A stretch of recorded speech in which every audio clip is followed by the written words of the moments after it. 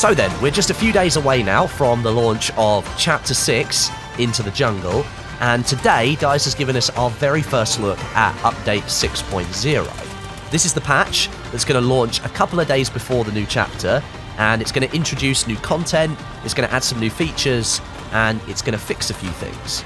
Now, it's not the largest update that Battlefield 5 has ever received in terms of fixes and changes, it's more about the content, but it does have several different items that are worth mentioning and getting yourself familiar with because they will change the gameplay slightly.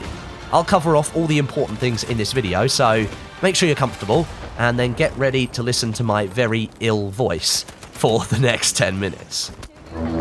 Okay, so super basic stuff to begin with. I'm just going to fly through this because most of you will already know this stuff from my videos last week. Update 6.0, that's going to introduce the brand new jungle map Solomon Islands into Battlefield 5. This is going to be activated a couple of days after the update on Thursday the 6th of February, that's when the chapter starts. And Solomon Islands is made by the same level designer who worked on Argonne Forest in Battlefield 1 and Operation Locker in Battlefield 4, so that should give you some idea of the gameplay that you can expect from this map. There's going to be landing beaches, there's settlements near the coast, there's jungle settlements, and of course there is jungle area in there as well. There's an open river that connects all the different areas of the map, and there's even some cave action as well. The map is focused around infantry and light vehicle gameplay, but if you do like using ground armor, that is mixed in as well, so expect some sneaky Sherman tanks to appear from the bushes. The map will be playable on Conquest, Breakthrough, Team Deathmatch, and Squad Conquest. Update 6.0 is also going to add some new weapons and gadgets into the game. We've got the M2 carbine, the M37 shotgun, the Type 11 LMG, the lunge mine from Chapter 5, which got delayed because it was broken, so it's now in Chapter 6, and the M1A1 bazooka. Now, all of these will become active for unlock via the chapter rewards section on the 6th of February as well. And that's a big change from previous chapters. DICE is moving weapons and gadgets away from the weekly Tides of War unlocks into chapter rewards. And that's going to keep them open for unlock for the entire 12-week chapter. So you don't have to log in every week to get a new gun, and then if you're busy on that week and you don't get the new gun, then you feel like you've missed out. That's not going to happen in Chapter 6. Players can unlock these things at their own pace, but if you fail to unlock them before the chapter ends, and undoubtedly that will be some people, DICE will make all of the weapons and all of the gadgets available in the armory after the chapter for company coins. So if you do miss out on anything, then you've got a backup there. You can buy them after the chapter's finished. And also, there are 3 new elite soldiers coming with Chapter 6, but things again are slightly different here. One of them is being used as the rank 40 chapter rewards. That's the final rank of the chapter reward system. Her name is Misaki, and she will then be free for all players who can grind through those ranks and reach the top for the chapter. This is the first time that DICE will be basically giving away an elite soldier. Previously, they've only been available for Boynes. The other 2 elites, Steve Fisher and Akira Sakamoto, we're going to get some more information later on in the chapter about those 2, but it wouldn't surprise me if those 2 are paid and they will sit in the armory. So that covers all of the release content that we know about so far. It's been known for about a week or so. There might be more content coming in the future. DICE hasn't really clarified if we will see more stuff later on in the chapter, apart from those 2 other elite soldiers. We don't know if we'll be getting a few more weapons via different unlock methods, or if there will be another map coming in this chapter. We're not 100% sure at the moment. But now, on to some other changes and fixes that are coming as part of Update 6.0. There are some quite interesting ones in here that will affect gameplay, but as I said at the beginning of the video, this isn't the biggest update in the world, so some of these changes might seem a little bit smaller than what you're used to. First off, we've got a movement change for vehicles here, and specifically, we're talking about tanks. DICE has removed the initial acceleration limiter for tanks when tracks are disabled.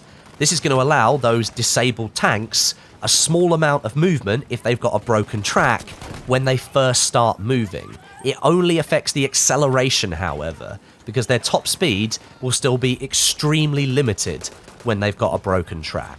Now, this is really going to help if you're sort of darting in and out of cover, and maybe you're slightly sticking out of cover and you get your track disabled. You'll get a little bit of movement, you might be able to reverse behind cover and then start healing from there. And I think that's the reasoning for this change. It stops tanks being sitting ducks when there's cover right next to them. But if you are out in the open, of course, this only affects acceleration. It's not affecting your top speed. So if you're out in the open and you get your track broken, you're probably still going to get destroyed. And then sticking with tanks, actually, DICE is also increasing the critical angle of vehicles from 10 to 20 degrees. Now, the previous value of 10 degrees, that's been deemed too narrow to fully know if you're actually going to land a critical hit or not. So DICE is slightly widening it to allow players for a better understanding of the critical hit system. Up next, DICE has made a few small tweaks to different maps in the game currently, and that's either to improve gameplay or to fix some issue. So on Mercury, DICE has fixed a bug that would unintentionally spawn players outside of tanks that had empty seats. It's never good when you're spawned straight into gunfire, so that's now fixed, and you should spawn inside the tank if there is a seat available. And then on Operation Underground, a rare bug has been fixed that would stop the attacking team from spawning when playing the breakthrough mode. Again, that's never very good if you're the attackers and you can't spawn in. And then finally, on Wake Island, DICE has decreased the number of tanks the map supports on the breakthrough game mode to create a better balance. Yay! We've only been asking for that for about 6 weeks. And players should now be able to deploy even if their squads get wiped during the last sector of breakthrough when you're playing as the US. That was a bug, apparently. Now, specifically on the Wake Island fix, I am glad that DICE has reduced the amount of tanks here on breakthrough. The US had way too many to begin with, and it made the first sector really, really difficult for the Japanese to defend. There are a few weapon balance tweaks that we can talk about with Update 6.0. These aren't part of the larger TTK weapon balance changes that DICE is making. Those are coming in Update 6.2, and that's likely sometime later in February or early March, but these ones are worth mentioning right now. Firstly, 2-bolt action rifles are having their bullet velocity increased. The Type 99 is being increased from 600 to 750, and the Ross rifle from 600 to 750. Main recon players, you'll know if this is really a big deal or not, but straight off the bat, this gives me more incentive to use those two weapons, both of which aren't anywhere near my usual picks at the moment. Then, DICE is making more changes to the sound that the grease gun makes when you apply the suppressor. You might remember from my video a couple of weeks back where I showcased what the sound was like for that gun with and without the suppressor, and admittedly the difference was very subtle. DICE is now making further changes to those sounds, so there is more difference between the two. I'm not sure if there's going to be more changes made to the suppressed sound or the unsuppressed sound, but by the time this update goes out, they should sound a little bit more different. And then, are you ready for this? Firestorm players. DICE is fixing AP mines so that they do damage to infantry in Firestorm. Woohoo! Your first update to the mode in literally months. Celebrate the small victory, guys, because that's probably all you're going to get from Firestorm. And then one final change with Update 6.0. Technically, it's like the smallest change that they could have possibly made, but I think it's going to have one of the biggest impacts on gameplay. That always seems to be the case. DICE is reverting back to using small diamonds on the minimap for enemies, rather than using directional arrows.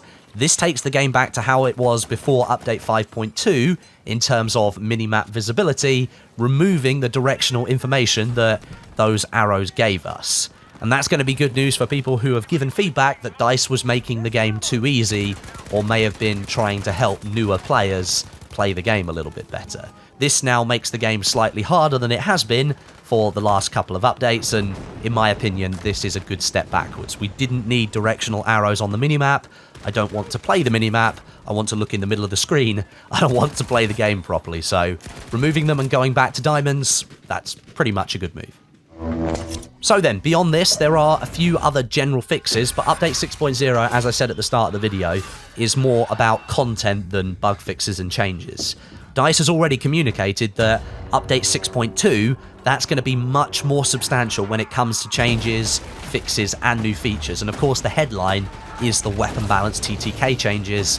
That's going to take the game back closer to what it was like before they started messing around with it in Update 5.2. We have near gone full circle with those weapon balance changes, and it kind of just mystifies me as to why DICE went so severe with them in the first place if this was supposed to be the final position in Update 6.2. But whatever, doesn't matter. Thanks very much for watching. Leave me a rating and a comment down below, it's always appreciated, and make sure you're subscribed with notifications switched on so you can catch my jungle map videos later on in the week, and hopefully by that point my voice will have recovered as well.